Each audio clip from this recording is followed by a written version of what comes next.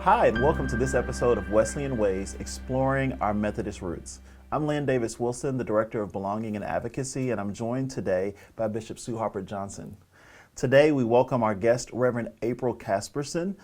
April is an ordained deacon who serves as the Director of Enrollment Management at the Methodist Theological School in Ohio, also known as MTSO. April is passionate about diversity and inclusion and vocational discernment. April previously served as Director of Diversity and Inclusion for the West Ohio Conference and is an Intercultural Development Inventory or IDI assessor and coach. Welcome, April. In this episode, we'll be discussing how United Methodists welcome others with the same loving acceptance that Christ welcomes us. April, what has been your experience in helping others become more open-minded to welcome others?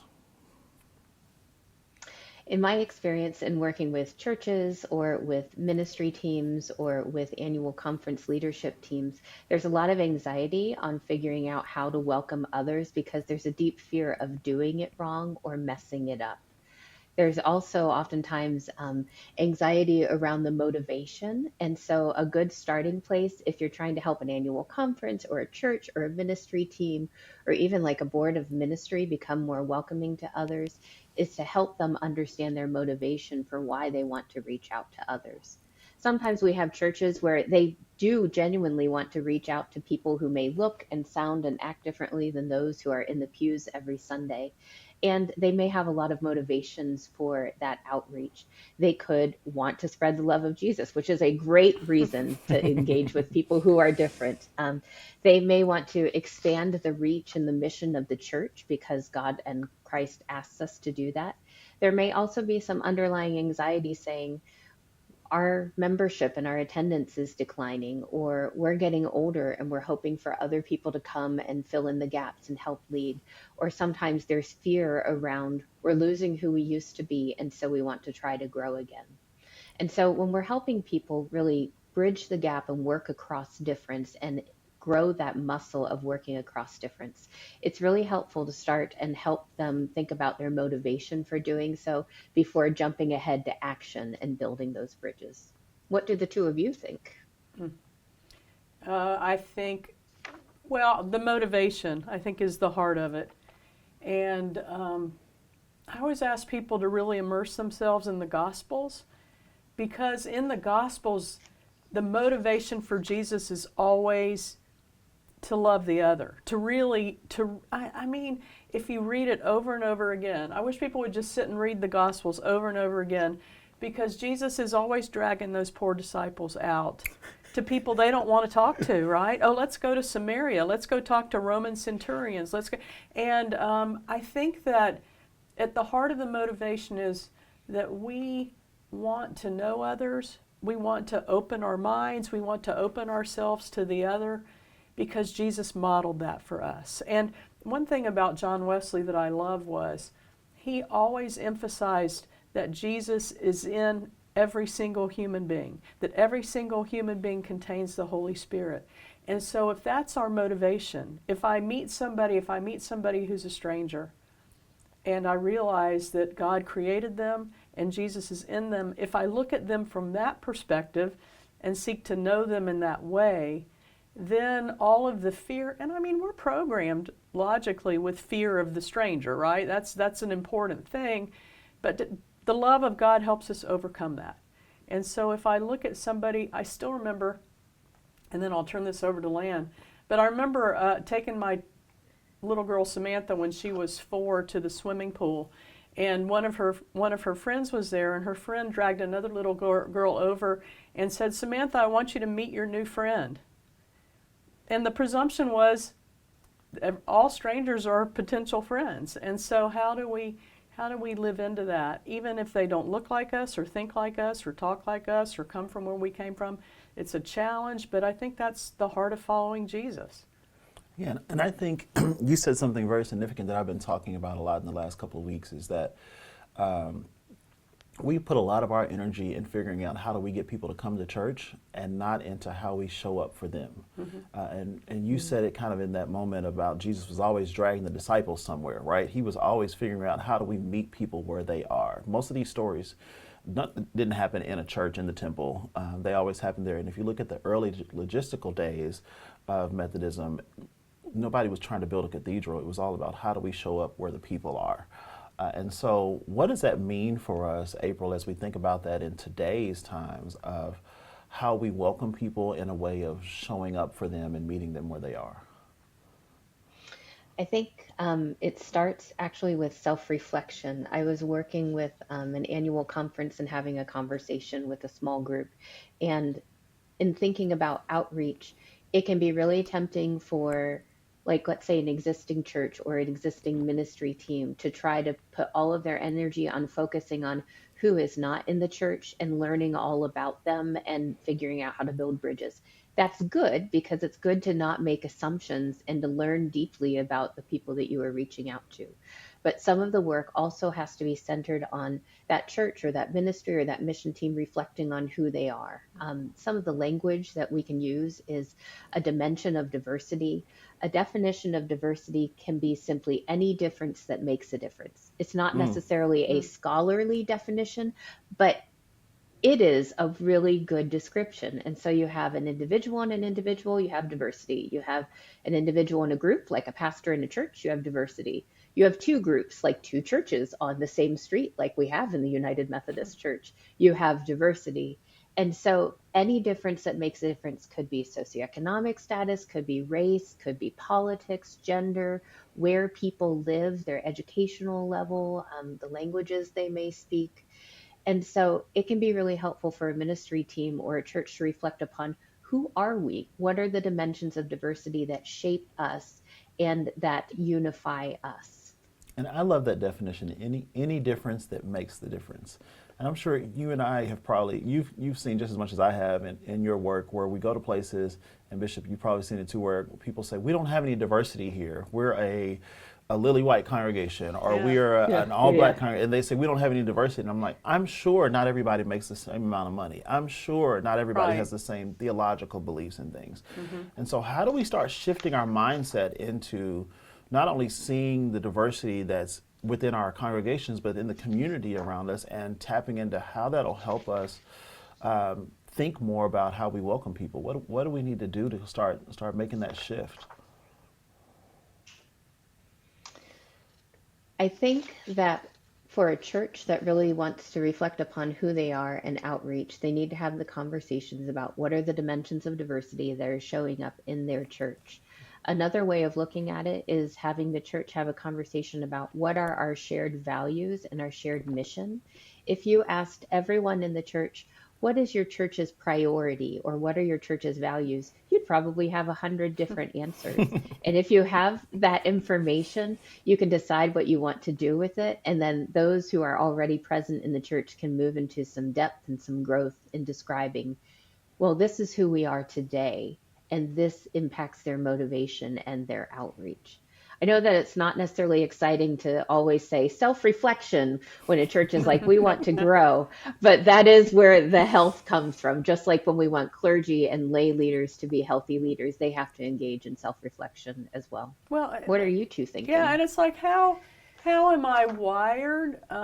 Jim Harnish in Journey to the Center of the Faith calls this chapter open-mindedness.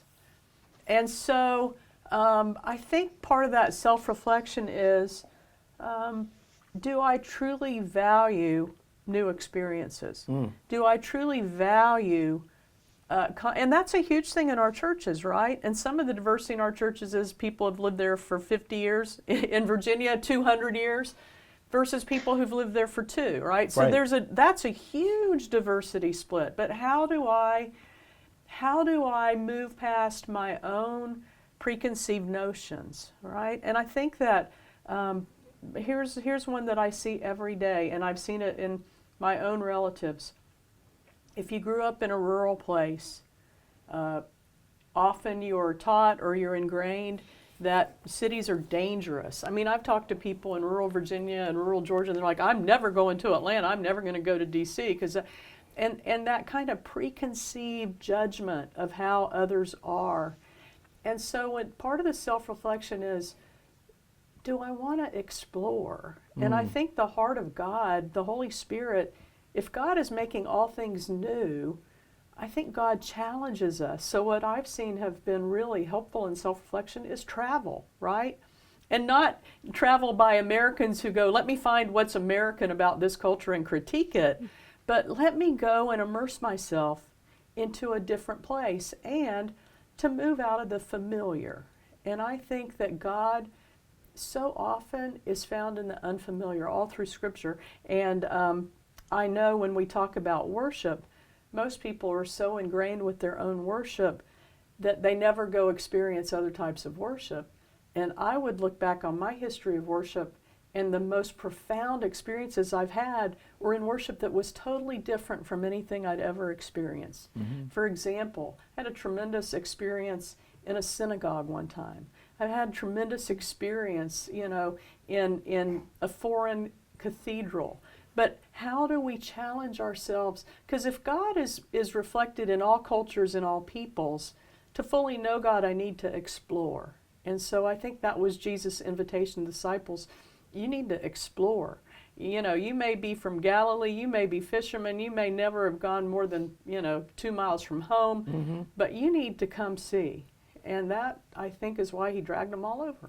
Right, and for me, that's not only like traveling afar. Sometimes it means going to the other side of town, right? Or go to Atlanta. Yeah, go to DC. Right, like we just talked about the other day. Don't buy into what. Yeah, like even if you're doing ministry in an area and you're like, okay, we're sending food down to this part of town or to right. this town next to us all the time. Sometimes my commitment is I'm gonna do my grocery shopping over there because I'm gonna grocery shop there until I figure out why they don't have fresh produce in that part of town. Mm-hmm. And then we're gonna work with the Civic Center to figure out what can we do to start showing up, because part of that welcoming is saying, I want to understand, right, what you're experiencing, what your day-to-day life is. And so that brings me kind of to this thought of, like, I always say, we're the church with open hearts, open minds, open doors, and we need to start acting like it, right? But the truth is, many of our churches are like social clubs. We sit in our comfort spaces on mm-hmm. Sunday. We go to our churches because it's what makes us comfortable. Well, we seek like. Yeah, right? we seek like, right? Yeah, and so how do we start breaking that barrier, April, to get us to a mindset of welcoming others to where we think beyond our own comfort and think beyond what's like us? There are two strategies that I often lift up. You'll find them often in developmental exercises around the intercultural development inventory. Mm-hmm. The first exercise, it sounds very basic, but practice with someone who you can make mistakes with. And so the assignment is you find a friend and you say, can I have a conversation with you about our similarities and differences?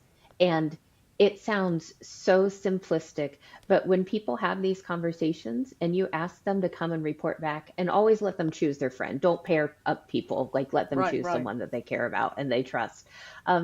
Equip them and say, go have a half-hour conversation. If you invite people to come back and share what was your experience with the conversation, people will weep. People will have learned things about a dear friend or a dear colleague that they had no idea, and they'll also engage in self-reflection about who they are.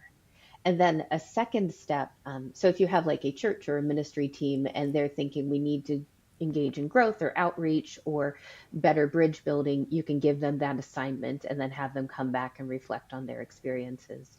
The other exercise that I like to encourage people to do is ask them to find their cultural bridge builders that are in their community, whether you're talking about a leadership team or a board or a task force or a church or a mission council.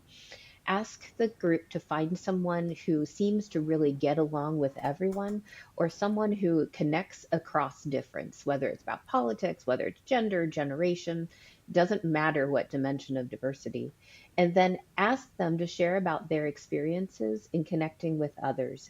Ask them to explain, what do you do to build bridges? Have you always been like this? Is this something you figured out? What makes you curious and excited about learning about people who are different from you? How has this benefited you in your ministry or in your growth and discipleship? What's been challenging? When have you gotten it wrong? What did you learn? And then how did you work through those challenges? And if there's a trusted member of the community, or maybe 2 or 3 who are those bridge builders, and then they can do this organic teaching and really empowering, because I feel like oftentimes as I shared earlier, there's deep anxiety about getting it wrong, and we're all going to make mistakes. But then it's a way to practice and reflect before jumping in and really having an offensive or challenging conversation. What has worked for the two of you when you work with churches and ministry teams? Well, let me just say real quick, in true April Casperson fashion, you're dropping nuggets just like left and right. So I hope if you see me writing on my iPad, it's because like April and I work in the same field, but she just drops pearls of wisdom, and I'm taking notes literally on my iPad. And that's one of the lessons, right? First, find somebody, like you said, find somebody that you can make mistakes with. Find cultural bridge builders, but also find somebody that you feel comfortable to learn from too, right? And be willing to learn from those people. But getting back to your question, what do you think has worked for you, Bishop? Yeah, I think I really appreciated what you say. Start with the diversity in the pews, right? Because we're all different, and to presume we're all the same is fraught with peril. But I do think when you move into the realm of justice and advocacy, once we've explored some of those conversations about what our differences and what binds us together in the congregation, I think a valuable conversation is, and I think this was valuable for Jesus and for the early Methodists, who are the unseen? Who are the voiceless, right? And they're usually all around. I mean, it amazed me when I worked in a big law office how few of the lawyers ever talked to the folks who came in and emptied the garbage cans at the end of the day. They were just seen as functionaries, machines, part of the cogs in the huge machine. And I think that what Jesus calls us to do, and that what he called his disciples to do, again, read the Gospels, he was always going to the unseen. Blind Bartimaeus, all the people who were never noticed, right? The poor guy in the pool who went in, wanted to be dipped every time and nobody would help him. The bleeding woman who grabs as a last-ditch effort Jesus' robe because nobody will pay attention to her. And so I think part of it is just learning and living in a exploring and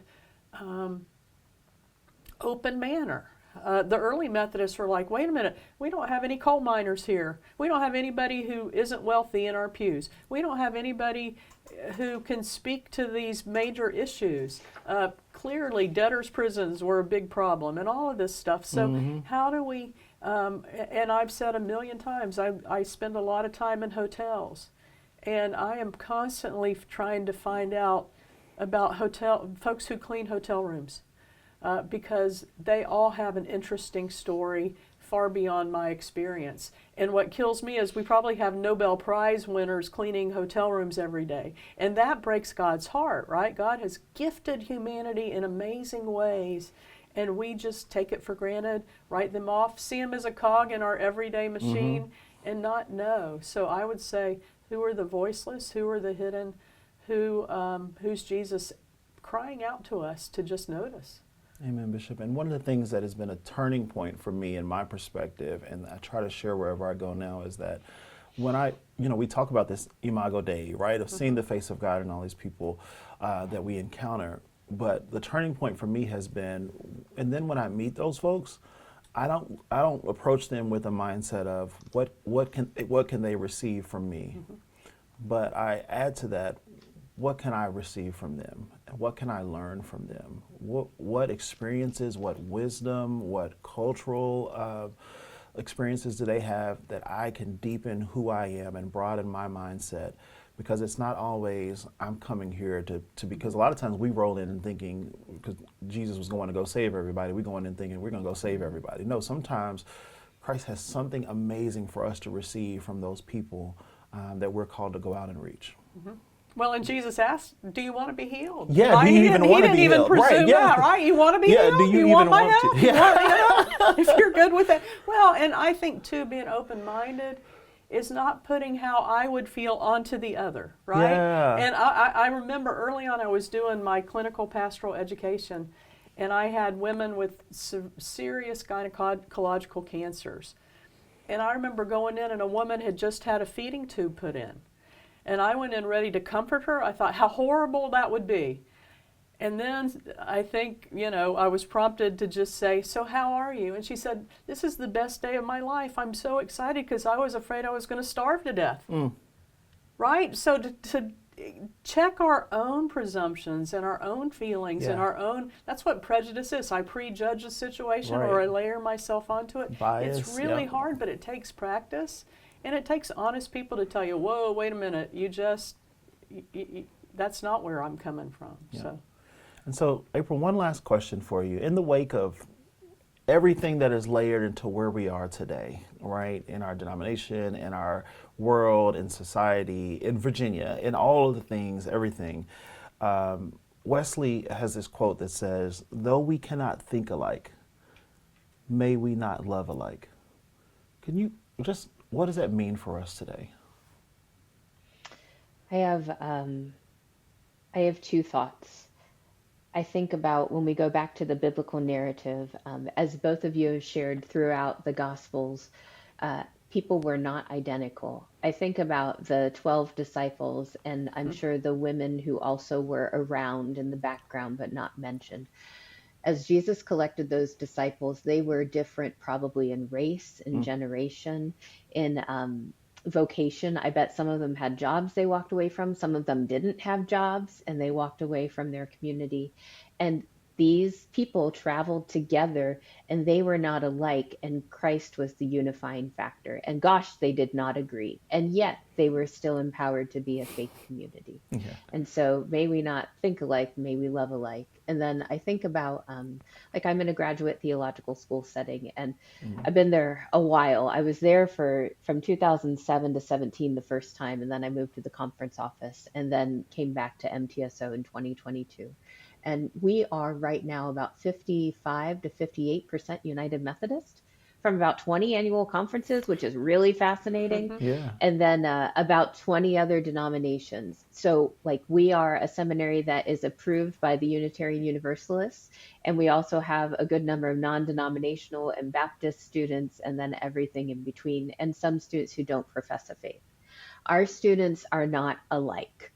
There's a lot of diversity in race, in gender, in generation, in theological understanding. And yet we encourage our students and our staff and faculty to call each other co-learners. We are not all identical, but we are on a shared journey, even if the outcomes will be a bit different. So that's how I interpret the work of Wesley in the world. Thank you so much, April. Bishop, any last words? Yeah, I mean, that's the witness, right? That Jesus says, and I'm paraphrasing, if you love people who love you back, big whoop, right? That the best witness to Jesus is when people who are radically different are bound together by something beyond agreement or common attitudes and so I think that the witness of the church to the world is that a bunch of different people can, in the name of Christ, be bound together by something beyond their own opinions and attitudes.